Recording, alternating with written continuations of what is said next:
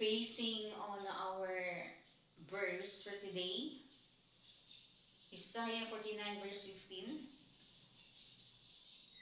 It means to say that there is a God Mother in heaven. Why a woman existing in this planet Earth without a woman from heaven? It's because in Genesis 1:26-27, God said, "Let us make man in our own image after our likeness."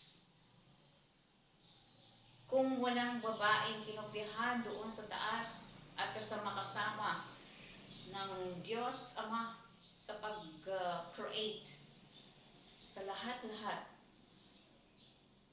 bakit may nag-exist na babae? Alangan naman, kinopya ang itsura ng babae sa orang-utang, sa isang unggoy.